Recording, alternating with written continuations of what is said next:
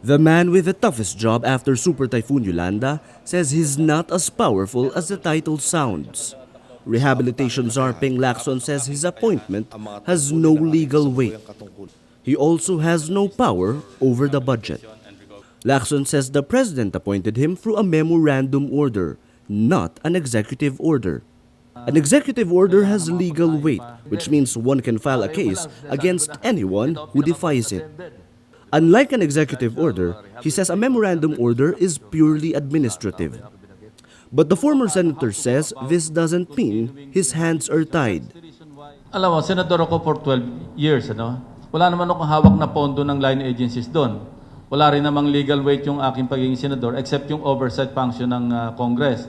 But nakapag-file naman kami ng kaso pag may mga shenanigans, ano? Pag may mga anomalies, we see to it that we guard against those, ang sabi ko nga kanina, yung mga kleptomaniacs of the world. A former police chief, Lacson says the crackdown begins. Days after visiting typhoon-hit eastern Visayas, he tags a local official allegedly out to steal rehabilitation funds. Lacson says he requested the National Bureau of Investigation and the Philippine National Police to look into this. He refuses to name the official but appeals to people like him. So, yun lang. Parang yun lang ang mensahe na patawarin nyo na muna ito kung talagang hindi nyo kayang makatiis na hindi magnakaw. At least ito man lang na tinamaan ng Yolanda, patawad na lang kasi misery ng ibang tao itong pinagpipiestahan ninyo. For experts, the czar's power is not enough. Ateneo School of Government Dean Tony Lavinia calls for a standalone disaster agency with power over the budget.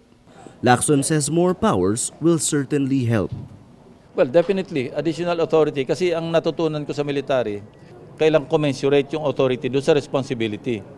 Kasi kung hindi commensurate yung authority, mukhang kulang, tapos responsibility mo masyadong malaki, baka kulangin ka ng pagkukunan. But for now, the rehabilitation czar is out to prove he can wield a big stick, despite the handicaps. Paterno Esmaquel, Rappler, Manila.